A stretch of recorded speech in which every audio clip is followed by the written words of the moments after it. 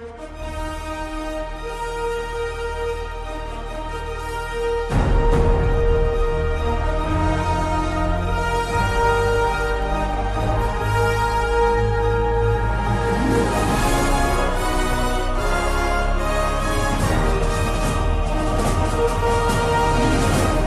to the video, gentlemen. I'm going to show you guys my insane game, probably one of my coolest games of all time, I think. Did pretty well in the tournament overall, got 6.5 points out of 10. First round, was paired against another super high rated player, actually a little even higher rated than this guy. Got pretty cleanly taken care of in the first game. I had a chance to draw or even possibly maybe win in the second game, but I was probably never really in that good of a position. I ended up making a blunder and losing. And in my last round, we ended up drawing the game. I'm not sure if I made an illegal move or not. We weren't sure, so we just said, hey, let's keep it fair. Neither of us are going to win this tournament. Let's make it a draw. And so that leaves this opponent. Every other opponent, except for like one guy I drew against, I beat him in the game, except for the guy in the first couple rounds who just walloped me, and I lost the game against this opponent right after it. But I want to show you a very insane game. So I went into it super nervous, not feeling confident at all, especially after a6. It's kind of the beginning of what ended up being kind of like a hippo defense. So I said, sweet, well, let me go for the center. Let me just play what I know. Let me try to be super solid and keep moving through things, bring my queen up. I'm not quite sure what I want to do yet. I don't necessarily want to make committal moves on either side of the board because maybe he's going to eventually do these kinds of things, bring his knight out, and he could castle either way. So I tried to avoid making committal moves as long as I possibly could. F3, like bam, Benjamin Feingold said, never play F3, never play F6, but I thought to myself, well, if I am going to castle queenside, then F3 isn't so bad, and it already helps me start throwing pawns on the board. And if he castles, kingside, then I might want to castle kingside and then start pushing this, and I thought it couldn't hurt. We both castle. Some of these moves, up until the point where a very unfortunate move happens, the order might be a little wrong, but not too much action is missed. And so here, black is threatening to take the bishop. I didn't really want to move it back because I thought, well, if I move it back, and then black's going to move his other knight over here, and then he could even start trying to push open in the center. And I said, I don't want to do that just yet, but I don't want to force his hand. And if he takes the bishop, I'm frankly okay. So I said, let me kind of try to shut things down again. I'm still very fearful at this part of the game, trying not to lose. He plays the knight move. I realize I can't save the bishop. There's nowhere for it to go that actually does anything. So I said, well, let me develop my pieces, get the bishop off of the rook in the corner, which then frees my knight up to eventually move in the game. Maybe I have something. Either way, I'm not super worried about what's going on this side of the board. All my pieces look really good here, developed. I'm feeling great. Black decides to take. Here's where I make a fatal error. Well, I thought to myself, I'd like to potentially move the rooks over, put them onto this line, so why don't I take with the rook? But I also wasn't exactly sure what was going to come after this. What moves are going to come next? Is there going to be a push here? And do I really want to put my rooks here? I was actually afraid. I said, let me leave them where they are. I'll figure out where they should go. And I took with the queen. My opponent reached for his bishop, and I said, okay, he's trying to liquefy the game. He's going to go take this knight, call it a day. That's not what my opponent did. My opponent picked up his bishop, and as soon as he placed it here, I didn't even see it until then, placed it on d4, pinning the queen and the king. Now, even in this position, if I take here, you can still play this move, but at least you have some additional options. The computer suggests bringing the rook up, which honestly, I might have played rook e1. Maybe I would have brought the rook up. Either way, I'm still both losing in exchange a little bit for not much compensation, except my pieces are fine, I guess. And so, unfortunately, not seeing any of that, I played queen takes e3. He played bishop d4. I said, well, I'd rather take this on my own terms, not sitting down. So I said, take. I'll play knight to e2, threatening the pawn. There's no easy way for him to defend it. So I'm getting a pawn and a bishop for an entire queen. But the one good thing about what happened in this game is that once we reached this point, I said, well, cool, I'm losing.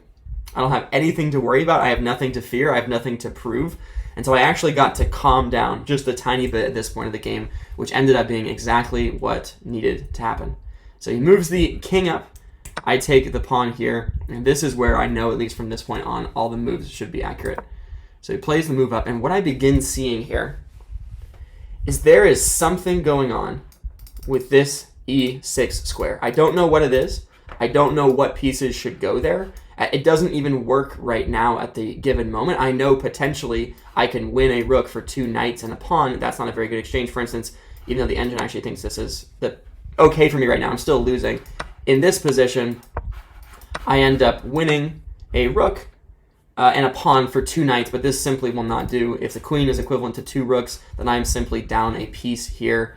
I'm down like 2 pieces here, which is really bad. And so I said, okay, it's not the time yet, but maybe, just maybe, if I can get both of my rooks up here, I can start doing something. So I moved the 1 rook up to f2, and my opponent made a move, which I think he would probably look back to say that was a regrettable move, because what it does is it cuts off these 2 rooks. And at this point, I thought it might be too early, but I thought, hey, I'm still down 5 points of material. I might as well go for it. And I play knight e6 check.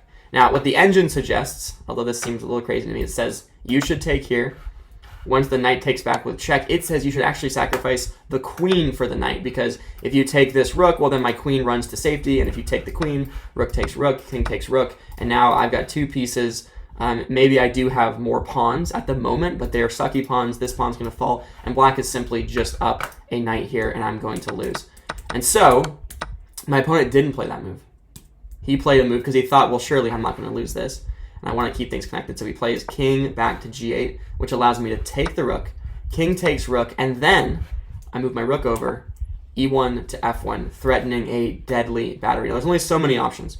You can try to start running the king, but you got to be a little careful, because if you run too fast, this knight comes in here, checkmates are on the board, moving up would be suicide. So he played the only move that threatens to connect the queen with this pawn, because at the end of the day, if I say, well, sweet, I'm winning black's queen, the problem is I am still down a rook in the corner. These extra pawns are going to mean nothing, just a matter of time until I lose. So it's essential that you don't take yet. What I did was, again, another awesome move. I sacrificed 1 knight. Why don't I go ahead and throw another? Now, in this position, obviously, you can't sacrifice the queen for anything. This is not ideal. I'm going to come blasting through. At the very least, even if I'm not winning like crazy, I could still have lost this game. I'm no longer down a queen. I'm currently up an exchange, and the board's not so bad for me. And so at least there's still a fighting game here for black. So my opponent plays the only legal move you can in this position. Well, there's 2. You can't go to these squares because of the knight. If you go here, that obviously is suicide. It just leads to a very quick checkmate, whether you move back or move here. Here, and then it's checkmate right there, because the knight covers this escape square too.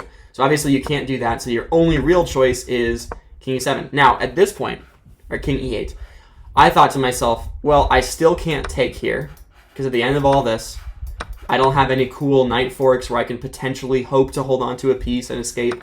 So I said, I still can't take. So, draw. My opponent, once he played king e8, I said, let me go ahead and play g7 check. And I thought, frankly, I would be happy with this repetition. I'm playing against a national master over the board. In my first game against him, he's up 3 points of material, and I might be able to secure a draw. Not exactly how the game went, though. He moved over, I played check, and he needs to play this move. It's the only move that holds the game. He plays king t7. Now, the difference between these 2 variations is that once I take here, obviously the king no longer defends this pawn. So if you were to say, well, this is too dangerous, let me sacrifice the queen anyway, which would be a terrible idea. Problem is, all your pieces are in the back row. There's no way for your king to get forward into the game, and if you don't do anything, this move is coming with a fury, and even a move like this. I actually had seen to this point in the game, and I thought, well, maybe even a move like e5 here would be really cool. I don't know exactly what the continuation is, but I know this could be very interesting. So I was in a pretty good mood, all things considered. My opponent made a move which makes a lot of sense in hindsight, and he played rook a7. And so the idea is, well, if takes, you have to be a little careful because you're losing this piece here, but maybe just maybe I can obviously come sneak up in here. Maybe things aren't so bad. In this position, it says I should actually, oh yeah, just take the bishop, and now I'm up a clean piece, which would be pretty freaking sweet. When my opponent played this move, I realized there's a better move here. Knight e6 check. And the problem is, obviously, if you move the king back, because you can't move over here, it's going to be the same checkmate. But the one cool thing is that after, which is what my opponent played, queen takes e6, pawn takes e6. If you then take and take, I'm absolutely winning. This pawn is promoting on the next move, no matter what you do. No way to stop it, and that would have been GG's. So after my opponent took, I played a move which made a lot of sense. Knight e7. And the thought is, well, maybe, just maybe, I can escape. And so I see a tactic that if I can keep this king further away from this knight, I might be able to win it. Check. Only legal move. Move the other rook over here, and now you have to deal with, well, I can't move back to defend it, so the only move I can do to even close to defending it, moving my king further away, all the way over to b8. Then I play this move, and the moves become a little simpler at this point. There's no way you can move the knight to any of these other squares without losing a piece, because I'll always take before anything happens. So my opponent makes a move that makes a lot of sense. Knight c6, which defends the knight, and then if I take here first, and I take here, well, the knight is still defended, and now I'm just maybe with a winning endgame, because I can possibly promote this pawn after all these moves. Maybe there's something here. I'm sure I probably would have still lost this. So after this move, I realized I had a great follow-up, which is take. If you take with the king, you obviously lose the bishop, so you have to take with the knight. I play e7. My opponent makes a last-ditch effort. Let me see if I can hold on everything, and then I felt so good, because my clock was running down, and in this position, played rook takes c8, king takes c8, pawn promotes with check, and my opponent resigned. And I got my first win over the board against a titled player, a national master, in a Blitz tournament, which was absolutely crazy. Now, I'm sure it still would have been mentally tough for me to convert this, just because the pressure was back on. Once I realized it was possible for me to win, I started to feel a lot of angst again.